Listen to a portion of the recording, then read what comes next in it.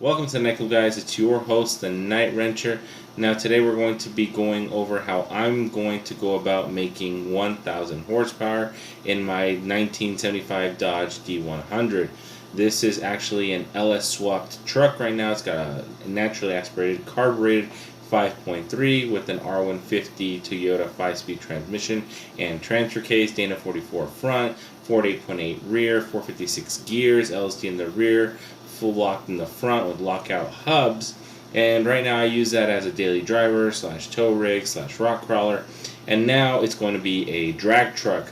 So as some of you might know, I am going to be racing the Driveway Engineer in about almost a little bit less than 12 months now at LS Fest 2022 at Bowling Green, Kentucky. So now is as good a time as ever to actually ramp things up and get started. So like I mentioned before, we've already gotten LS under the hood, but in order to maintain my truck operational and moving, I'm going to be actually picking up another engine from the junkyard, also a 5.3.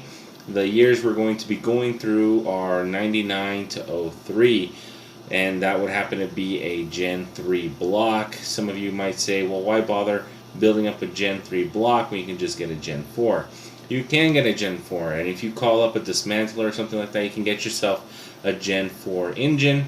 But because everybody knows that the Gen 4 engines are the better ones here in California, you won't be seeing any kind of Gen 4 engines at the junkyard, and you won't be seeing 6 liters at the junkyard. They're completely stripped out before they actually make it to the yard. And if you don't believe me, go ahead and look up the website. Right here I'm on I Pull You Pull, which is actually it's a really clean yard that I like to use, and their website's really easy to navigate, and I like to look for cars. So if we're going through and looking for specific vehicles, if you have something like this 2006 Tahoe, you open this up the picture, and if you can see here, the engine's actually missing along with the hood. Somebody's already been through this. Gen 4 engines are actually really popular, very valuable here in California, so if they can make a quick buck saving it for somebody else, they will do so. You go ahead and look in here. It's hard to tell, but you can tell that the engine is still there. So unfortunately, we are going to be doing a Gen 3 engine.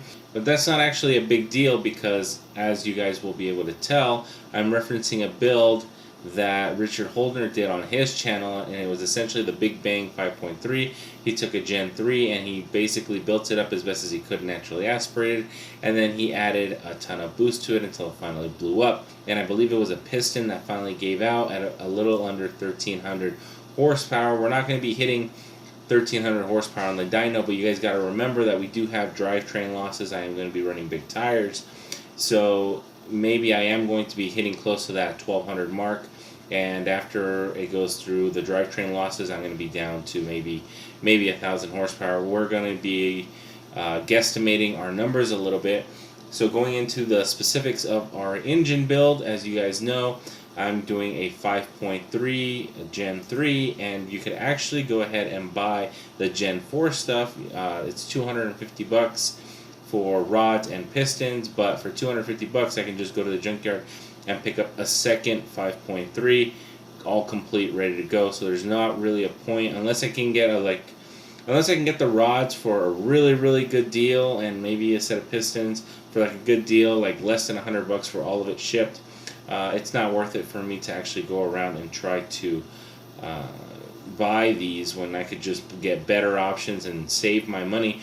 This build isn't going to be like just waste your entire wallet and build the best thing that you can. It's actually taking something that's already working and building it up as you go in a general direction that you want to get to. And if it means that I'm going to have to be running Gen 3 stuff in order to save several $100s, and that's just the way it has to be. So as you guys know, I am big on the whole carburetor thing, so we are actually going to be running a 650 Demon carburetor, and this is something I actually purchased on OfferUp, I believe, and this was an alcohol based carburetor that I'm going to be converting to E85. And the reason we're going to go with E85 versus something like race fuel or maybe just 91 is because of the tremendous amount of power that we're going to be trying to put through. You guys got to know that 1,000 horsepower in a car is not the same as 1,000 horsepower in a truck.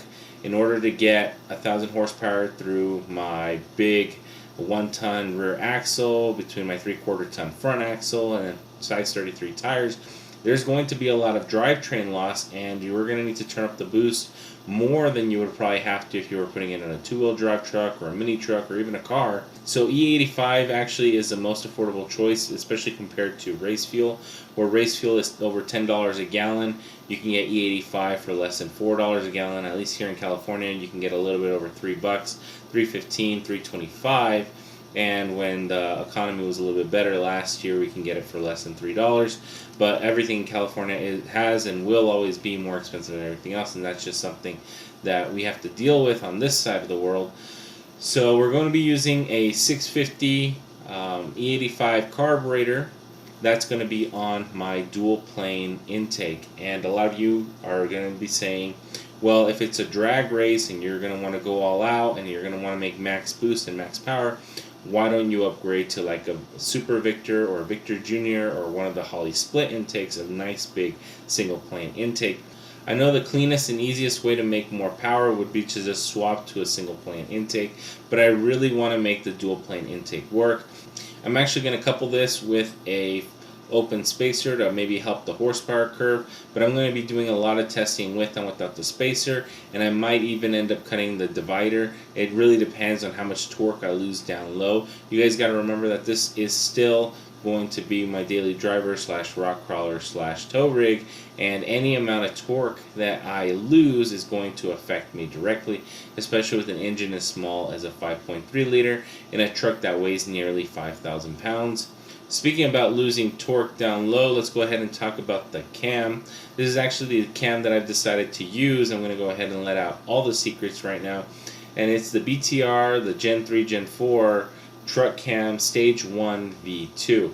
So actually Richard Holdner did another test, another video comparing the Stage 1, Stage 2, and Stage 3, and maybe even the Stage 4 truck cams. And obviously the bigger you went in cam, the higher you went on the stage, the more torque you started losing down low. But the biggest gains peak to peak were from going from a stock cam to a Stage 1. That's what gave you the most gain. Going from a stock cam to a Stage 1 gave you the most gains, and Stage 1 to Stage 2 will give you less gains, etc., etc.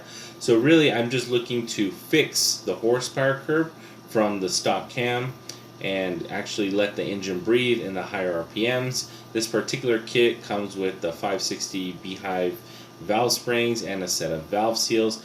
I am going to be doing a little work to the heads myself. We're not allowed to use a machine shop, so I'm going to be doing a little bit of work on it myself. And when I do, I'm going to go ahead and install these valve seals on it. BTR does not have the cam specs listed right here on this particular page, but I believe it is a 553 lift split with a 208, 210 duration split, and I believe it's on a 110 LSA.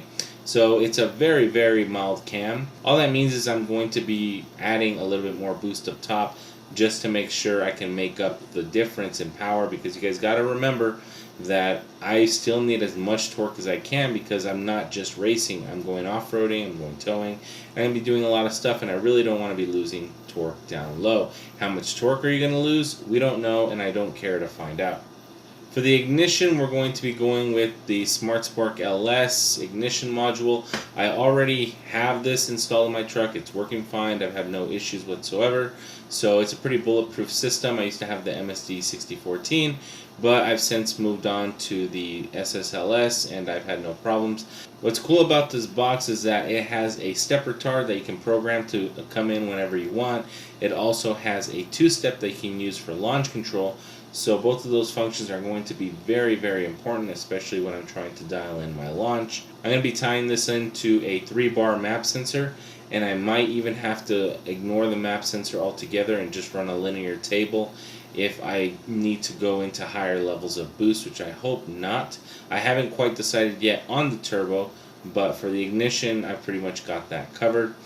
As for the ignition coils themselves, we're also going to be going through Daytona Sensors on this one, and I actually already have the Smart Spark LS2 style ignition coils. I've already ran these up, and I've been able to go really, really rich without noticing any kind of performance loss, and the only reason I was running rich is because I was tuning somebody else's carburetor on my truck. and that carburetor was just running god awful. It was down in the 11 to 1, maybe even 10 to 1, and the engine just sounded like it just kept going. But it definitely sounded different, but compared to my stock coils, these LS2 coils were able to burn right through it. So I have no reservations of whether or not these are actually going to work. I know these are going to function fine. So the ignition system is pretty much bulletproof at this point.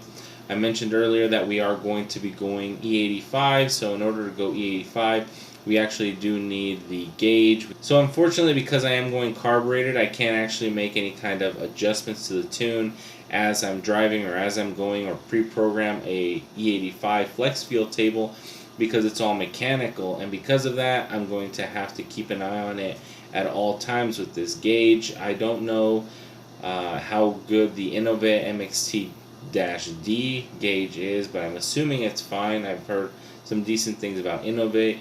I'm going to be pairing this up with my AFR gauge that's currently mounted in my truck right now. That way I can tune off of lambda, and then I can make proper adjustments based on ethanol content. If ethanol content drops too low, I'm going to have to add some sort of like fuel stabilizer or octane booster to make sure to get it up to par. I don't want to be running too low on ethanol because I'm more exposed to pre-detonation. I don't want to be running too much ethanol because I am going to be leaning out the tune. So when I set it up, I'm going to be setting it up probably around as high as I can find around me, but because of the way ethanol works in the gas pumps, maybe one day you'll get 85, and one day you'll get 90, and one day you'll get 65. So with this gauge, I'm going to be able to decide if the fuel is safe to run at maximum boost, or if I should look into switching out the fuel with something with a little bit more ethanol content in it. So I'm going to be making individual videos on each one of these systems, and so you guys can get a general idea of what I'm actually trying to do. I'm going to be making several trips to the dyno to actually figure out what's working and what's not working, and if we find out that something's desperately wrong with what I'm trying to do, then we're going to go ahead and fix it. We have about a year to actually dial all of this in. I hope to get the turbo and everything running ASAP, so within the next month or so, and hopefully this all works out and we'll have some interesting content for you guys. So that's about it. I'll see you guys all in the next one. Night Wrencher out.